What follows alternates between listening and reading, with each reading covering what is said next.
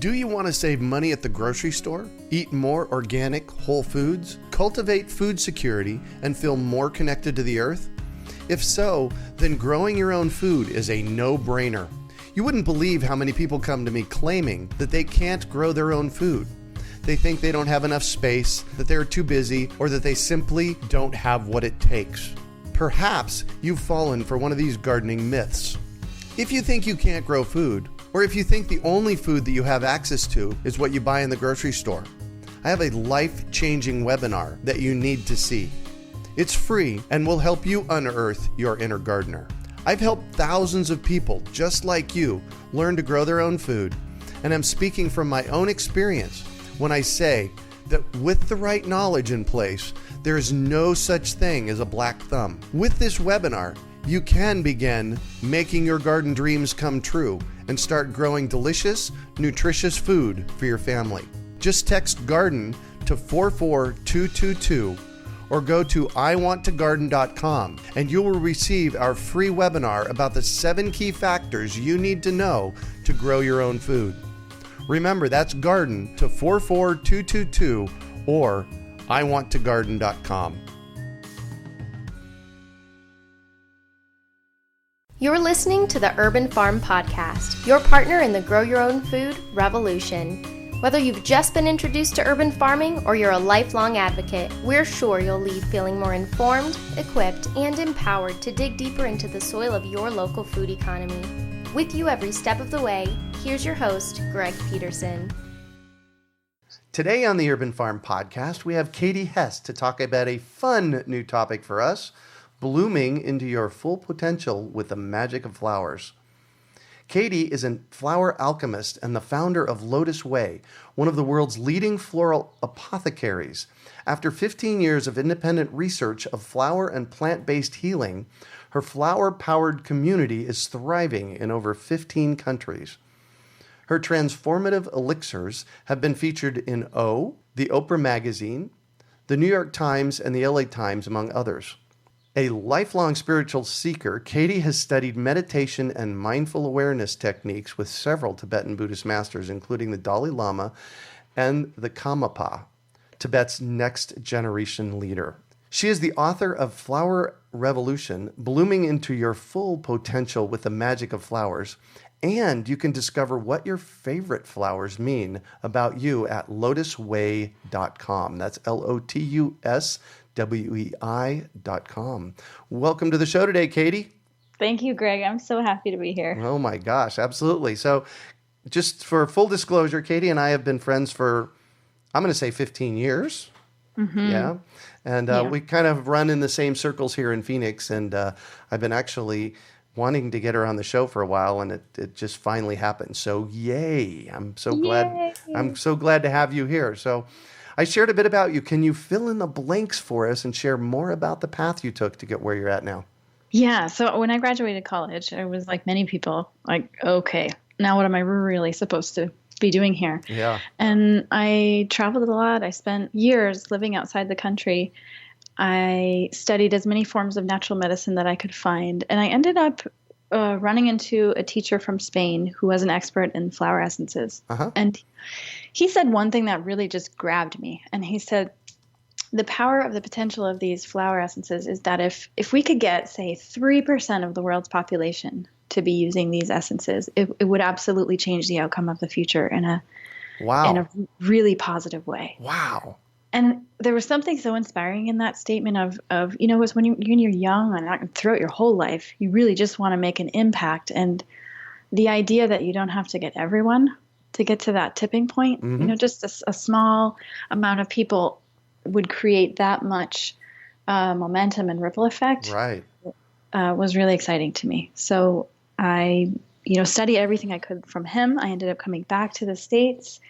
I did one-on-one consultations with people for 10 years. Mm-hmm. I was floored. I mean, it just got to a point, Greg, where I was with people in appointments. They were confidential. Only I could see them. And I was just seeing the most incredible transformations in people. And I thought, if I don't take this out to the world, I would be doing a disservice. Because if I just did one-on-ones, I'd could probably see 76,000 people the rest of my life with no vacations. Right, exactly. And I actually did the calculation. I thought that's not enough. Hold on. You actually calculated that you could see 76,000 people for the rest of your life. If I didn't take vacations, which is that's kind of crazy, but yeah, and that's a good amount of people. But at the same time, it's not enough.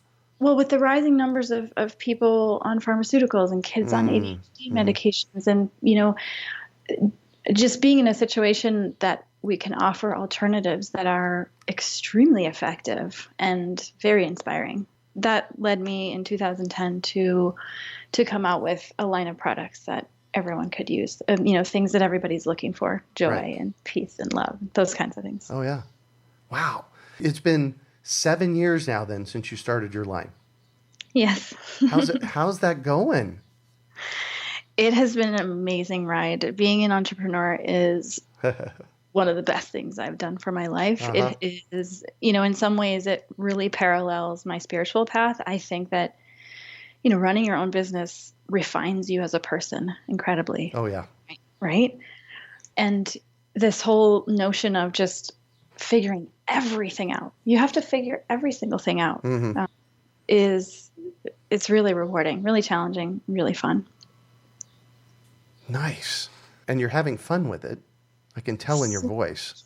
Yeah, so much fun. I think for me, the first 5 years I was working 7 days a week. And 7 days a week, 24 hours a day. Yep, been there. As soon as I hit the 5-year mark, it's just become even more exciting because the team is expanding. I think we're 10, 11 people. And wow. Being able to bring in so many other types of personalities and characters and skill sets and see everything scale just a bit and expand it's really wonderful. Yeah. So I was at a conference with Kate, one of your people, this week, and she shared with me that you actually travel the world and collect these flowers yourself. Yes. Wow. Tell us about that. It's, how many 40,000 species of flowers in the world, and every single one has a really specific benefit for what it does for our state of mind. And so that's one of the most fun parts of the job, is going to places like Iceland or Korea or Singapore or India or out in the desert here in Arizona to collect really interesting flowers whose benefits we need today. Because over time, things change. Like culture changes, technology changes, different challenges arise, and we need different remedies for different times. So by going out and finding these flowers and making remedies, that's how we can, use the power of Mother Nature to reach people on an everyday basis. Yeah. So tell me think back in your, 10 years, 15 years of collecting flowers. Tell me a story that moved you, that excited you, that changed your life when you were out there, with nature collecting. The craziest story was when I first started collecting. I was in Canada, in British Columbia, and it was a full moon eclipse. I did some meditation, some Tai Chi, and I had a full day, and I knew I was there to collect flower essences. I didn't know anything about the flora of the area. So I just set out in the forest and made an intention and, a wish, like, please show me where to go and what it is that the people, the thousands of people that I'll impact need most now. Make it clear. And so the first decision point was coming up on this path, these two pathways, deciding which one to go down. So as I'm standing there going, left, right, this huge black bear comes out from oh my gosh, one side of the forest and stops on one of the pathways. He literally stops and turns back and looked me right in the eye and then lumbered off into the woods. And so I took that as a sign to go down the path that he had just crossed and took off down there. He was well off into the woods, luckily. Yep. And as I walked, it was like the most bizarre experience. I've never had a similar experience so far with the animals of the area. We're so communicative. So I was walking along, and then a butterfly circled my head 3 times and landed on a flower. So that was, an indicator of this is a really important flower. Right. And then a little ways down the trail, this beautiful shiny garter snake went literally like a few inches right in front of my toes as I was walking, went off into this patch of white flowers. And so, I mean, the whole trip was like that. It was just bizarre and interesting, way of like listening and feeling so connected with nature. And the crazy thing is, when I look back in retrospect, those particular flowers have been the most powerful in terms of, especially like not only what Americans need, but what people need all over the world. Like the butterfly landed on a flower called fireweed, which is really good for healing the heart and, making sure we're not so hard on ourselves. The little white flowers that the snake went into are called yarrow, which is one of Mother Nature's remedies to help us revitalize after being on our cell phones and computers all day long. And even, some of the like nuclear stuff that's going on in Japan right now and all over the world. So it's just kind of stunning to me to think that there is a wisdom, an incredible wisdom of billions of years old on this earth that we live in. And if we really tap into it, even the animals are, coming together to help us find the ways for us to tap into that. Wow. I knew there was a reason I had to ask that question. That's an epic story. And what I love about that story is when you're sharing it, you're listening to nature. You're going with nature. And it sounds to me like that's what you do with this whole process. Yes, definitely. You hit it on the head. Yeah. How did you come upon that? The first 7 years of my practice when I was working with people individually, around the time when I first met you, I used my teacher's flower essences as a learning or training ground for myself. And I used selecting what were the different flowers that people needed to train my intuition. So people would come in for consultations and I would play little games with myself in terms of, what I thought they needed. And then I'd start choosing the flowers before they came. And then I'd start sharing with them before they shared their story, just to sort of test myself. And so that process helped me just really refine and trust, a level of intuition that I wasn't used to. And at a certain point I thought, well, if my teacher was collecting flower essences, wouldn't it make sense that I also collect flower essences? So that started that whole thing. Wow. Cool. So let's dive into flower essences and elixirs and what makes flowers so magical.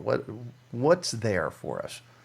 Yeah. I mean, they're, just on a everyday basis, they're incredibly beautiful. They're seductive. I mean, who doesn't like flowers? And if you go like one layer underneath, studies are showing that bees, contrary to what we thought, that bees were attracted to flowers based on their color and their scent, that bees are actually attracted to flowers by this really subtle electricity that they're emitting. There's this whole level of communication occurring between bees and flowers, whether the flower's been pollinated or not, or whether it's ready to be pollinated, or and the bees can sense the different electrical frequencies in the little hairs on their legs. And so that tells us that there is this very subtle level of electricity that's being emitted from flowers. And so, just sitting next to, you obviously know this from your personal experience, and anyone who does gardening or spends lots of time in nature, we know when we spend time around plants and flowers, we just feel better.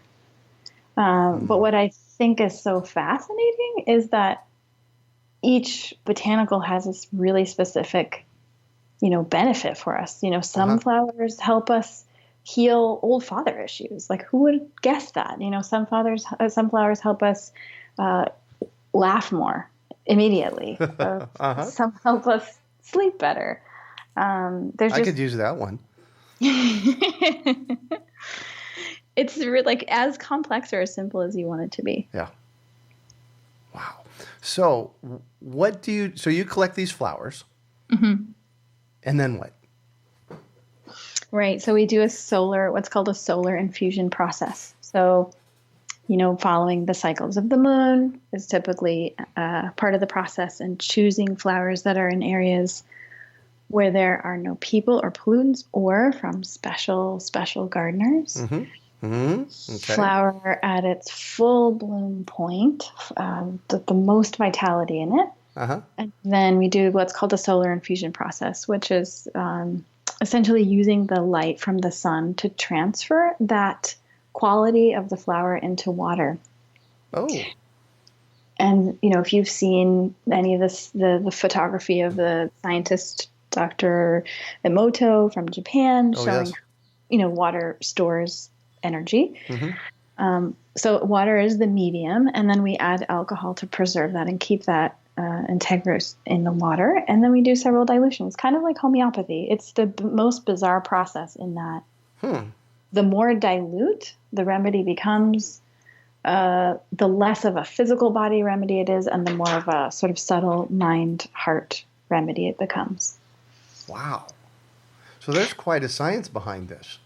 Yeah, I mean, there's not a ton of double-blind clinical studies out there, but if you think in terms of, science of the earth, science of people, science of thousands of years of people doing this practice, Yep. I mean, in the olden days,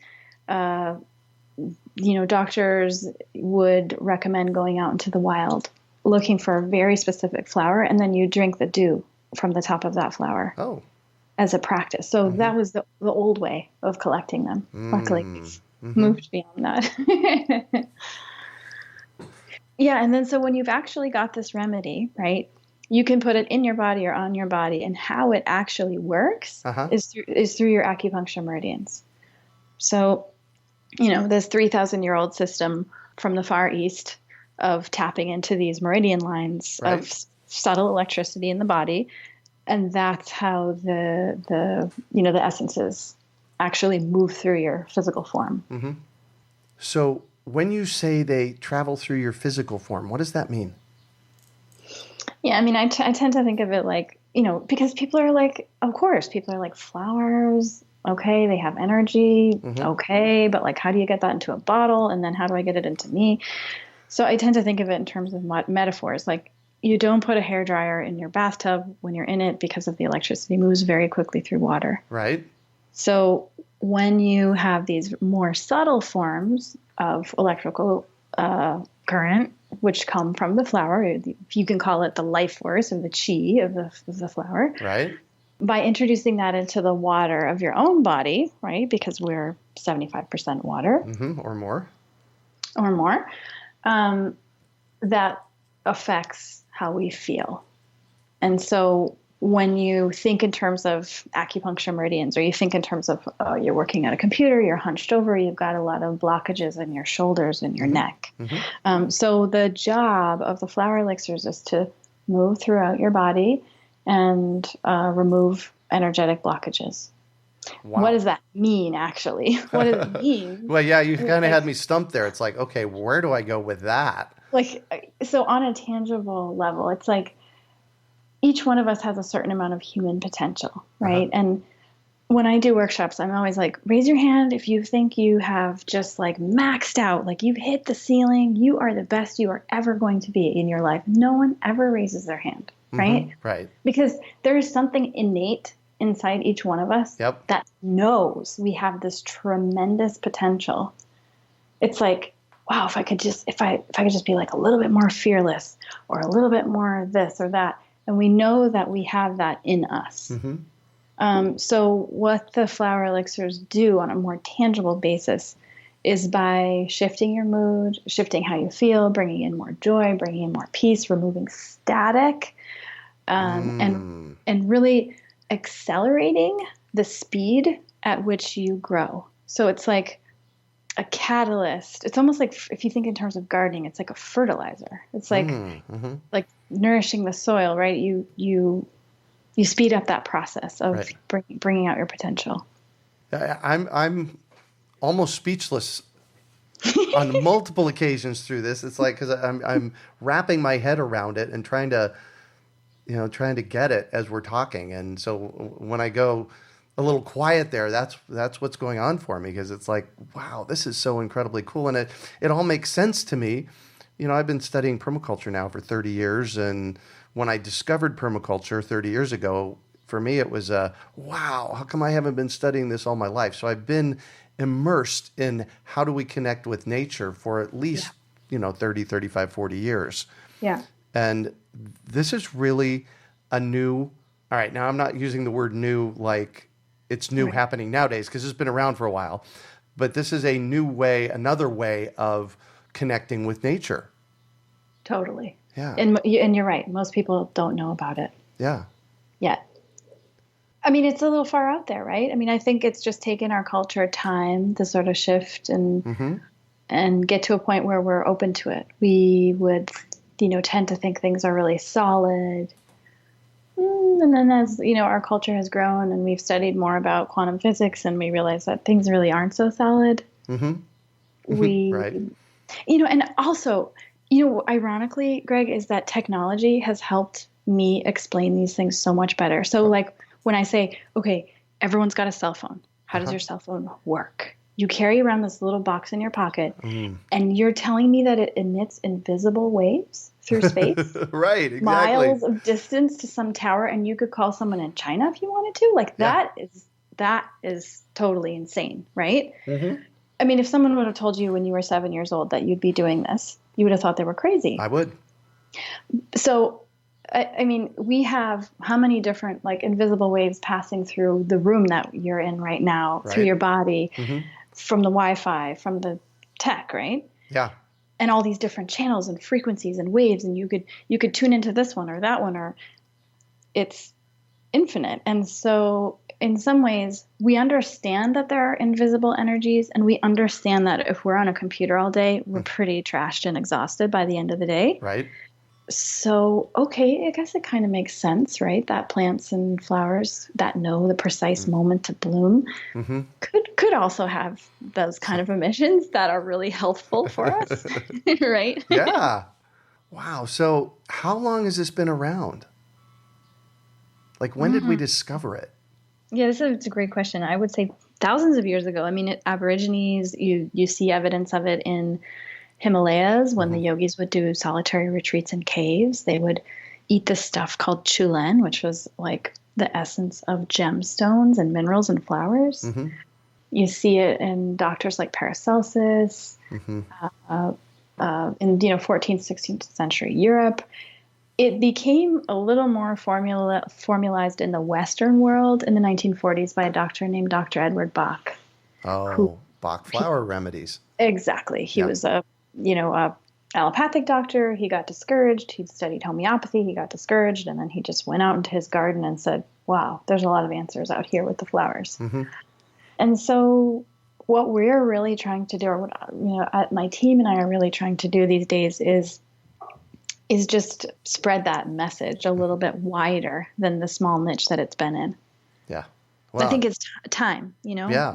Maybe before it wasn't for everybody, but we're now, I believe, at a time in our history where it's sort of like, when you look at the soil and the fruits and the vegetables and the loss of minerals, and you say, well, we probably do need some sort of vitamins. It's like that. It's like, well, with the amount of technology we're using, the lack of nature time we're spending, we probably there will come a time when everybody says, yeah, we should all be taking flower elixirs. Yeah. We need it. Amen to that. So what are the short and long-term effects of using flower elixirs? Short term is you feel a pretty direct shift in your mind state. So depending on what you're taking, you might notice yourself laughing more, or wildly creative and productive, or sleeping like a rock, or tons of energy, or suddenly you just kind of like hear the birds singing and you feel more yourself, like less static and irritation. Now, is that one each of different flower elixirs, or is that one flower elixir? Because I want it. I'll take it. They each have their like very specific, one might make you laugh, one might make you sleep. But on an overall basis, no matter what you take, you will feel more like yourself and more at ease and less hard edges to life. Yeah. And the long-term effects? I guess long-term effects, yeah. So when people start using them regularly, every day, 5 times a day, or putting them in their water bottle, After about 4 months is when I see that whatever the internal shifts have been start reflecting back to them in their outer life. So that's when people will start saying relationships are changing, friendships are changing. I shifted my job. I like opportunities are just coming to me magically. Like because of that internal shift in energy, the external world is very differently reflecting things back to them.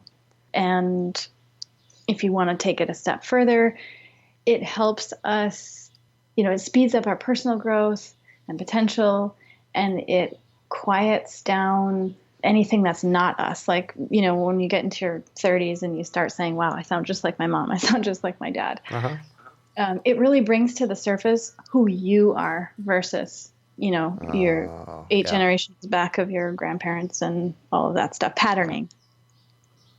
Cool. So how do flowers and flower elixirs mitigate the effects of stress? Because that's, I tell people all the time, there's 3 things in our culture that cause 100% of the disease. And that's lack of nutrition in our food, environmental toxins, and stress. Absolutely. And I can't tell you how many medical doctors and nutritionists, everybody, and you agree with me. So I can directly address lack of nutrition in our food and environmental toxins by teaching people how to garden. And there's a certain amount of, reducing stress that happens there as well. How does the flower elixirs, address that? Yeah. I mean, it could be, I see it as 2 levels. One is just what we're up against every day, which is a, rush culture. Uh-huh. We got to return all those emails and texts quickly. A lot of tech, a lot of, spending times indoors, not enough time in nature, physical tension, harder to sleep. Our minds are really busy and chattery. So I think that's like the first level of just, this is really what we're all up against in this modern life. The second level is every single one of us has our own favorite flavor of suffering. Like we all have challenges in life. We have heartbreak, we have heartache, we have, things internally that make us feel really vulnerable. And so there are those 2 levels of stress, I think, that are pretty much constantly operating for all of us. Yeah. And so, flower elixirs are just incredible at mitigating both of those levels and layers. And in terms of releasing tension and bringing in more ease and more possibility and relief and strength and confidence, and really just like helping us feel on top of our game all the time. And not only that, because it's not always about, being on top of our game. Sometimes we just have rough patches in life. Right. But it's about deeply understanding ourselves and being able to gain insights from the challenges that we have, and just, no matter what's going on, that we feel really at home in ourselves and really comfortable, and that we're learning from whatever the challenges are. Yeah. I like it. I'll take it. So I'm going to shift on you, and I'd like for you to talk about a time you failed, how you overcame that failure, and what you might have learned from it. Definitely. So I would say, dialing back to when I very first started the product business, that point where I was like, okay, I've got to get out to the world. And so I said, well, where are other people selling flower essences? Health food stores. Right. Okay. I'm going to spend thousands of dollars, get a booth at this, the trade show, the Natural Products Expo in LA, in Anaheim. And I'm just going to get out there. And so we, threw together our little PVC pipe booth and made our way. And I remember walking down this long hallway to this big expo center and asking this guy, so how do you guys usually do on your shows? And he said, oh, we never make money. This is just for promotion. And I thought, oh my God. Oops. That was sort of the precursor, right? And then we actually had a wonderful time at the expo. We probably got over 300 business cards. We got a lot of interest. I hired an assistant. We called every single person, and I think we got 2 orders. Right. So it was okay, I was thinking to myself, okay, I have something. I know the world needs it. The only place where it's sold, no one wants it. It's like, it was just a total dead end. Like every door slammed in my face. And so I just had to stop again and go right back to like Mother Nature and say, I am here, I surrender, and I'm making a wish. I have a wish to impact a lot of people in a very positive way. Yeah. How the heck am I going to do this? And so I ended up hearing about this opportunity with a spa and resort that were being built when the economy was booming. And I ended up pitching them a concept. And on the day that they hired me, there was this night blooming cactus flower that went into full bloom, and I ended up sneaking back on the property at night so I could collect it. And it turned out to be this flower that bloomed one night a year. I mean, it's just like the incredible, auspicious. So to make a long story short, what I learned from that is there's always a way, and it may not be the way that you think it is. Yeah. And if you can always stretch to find out what your way is, because your way is always the right way. Yeah. Even if it's crazy. Right. So what do you consider your biggest success? I would say that we have created a movement. We've moved beyond, selling products. Like none of us ever think of that as what we do. It's, and with, obviously the book helps with educating people, and we have events. We recently just started doing these events called flower lounges, where we come into a city. We have a 3-hour event where we do group meditation together, and we do some group exercises. And the whole point of that is, based on studies that show that group meditation reduces crime rates and increases harmony in communities. Oh, wow. And so we're just really focused on creating a huge worldwide ripple effect. And I would say the greatest success is that it's real, it's happening, it's authentic, and our community feels it. Mm-hmm. So where does somebody find out about one of these if they want to attend? Yeah, so on our website, we have an events page, and we just did a 4-city tour on the East Coast, and we're within a matter of a few days, we'll be popping up our Midwest and our West Coast tour in July. Oh, nice. Yeah. Nice. All right, tell everybody now. We'll get to it again also. What's your website? It's Lotus, like the flower, and Wei, WEI.com. Perfect. What drives you? What drives me most is the potential that each one of us has, both individually and collectively. Mm-hmm. I think we're capable of things that we don't even know we're capable of. We have hidden talents. Yeah.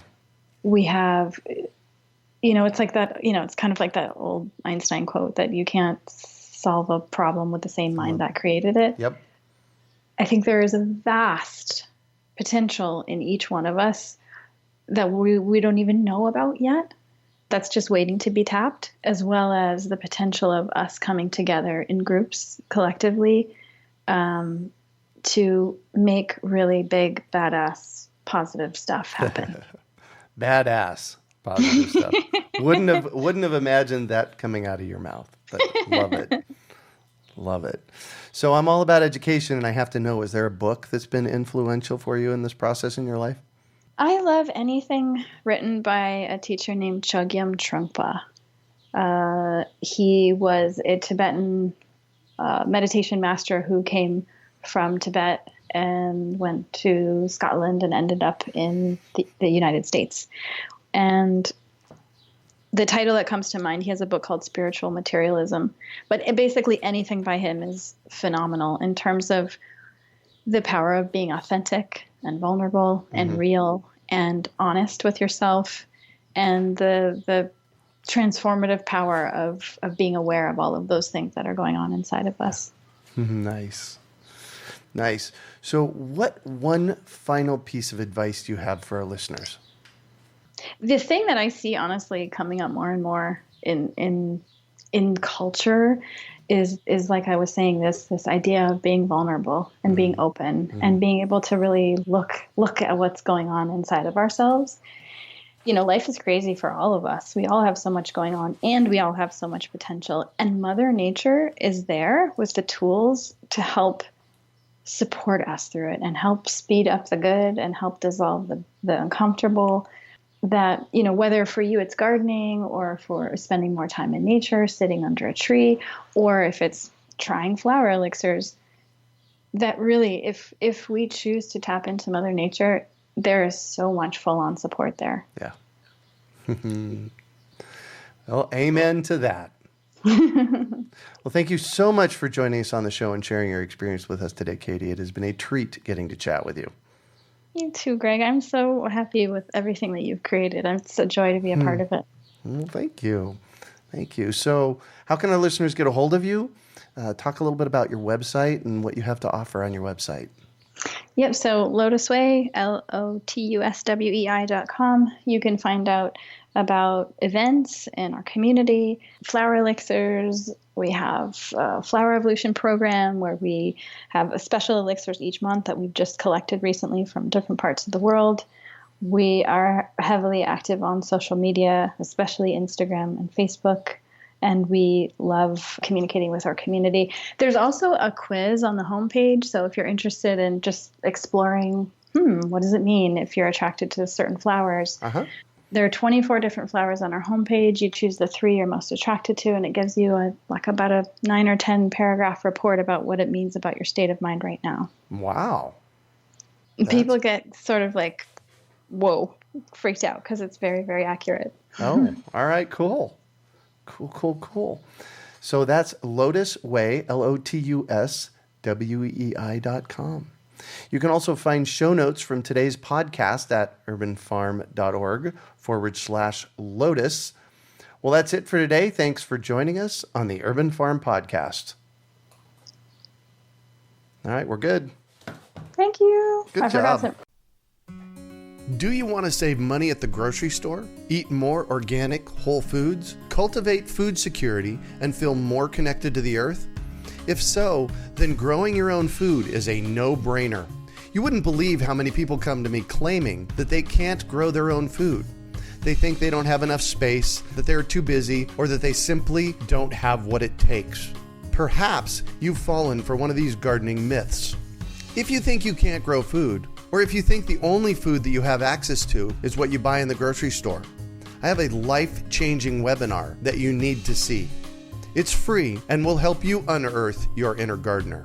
I've helped thousands of people just like you learn to grow their own food, and I'm speaking from my own experience when I say that with the right knowledge in place, there is no such thing as a black thumb. With this webinar, you can begin making your garden dreams come true and start growing delicious, nutritious food for your family. Just text GARDEN to 44222 or go to iwanttogarden.com and you will receive our free webinar about the 7 key factors you need to know to grow your own food. Remember, that's GARDEN to 44222 or iwanttogarden.com. We hope you enjoyed today's episode of the Urban Farm Podcast. Remember to listen 3 days a week for tips, advice, and resources to help you on your journey with urban farming. You can find us on the web at urbanfarm.org or send us an email to podcast@urbanfarm.org. In the words of Vincent van Gogh, great things are done by a series of small things brought together. Be encouraged that with each lesson learned and skill developed, you are one step closer in the direction of your dreams.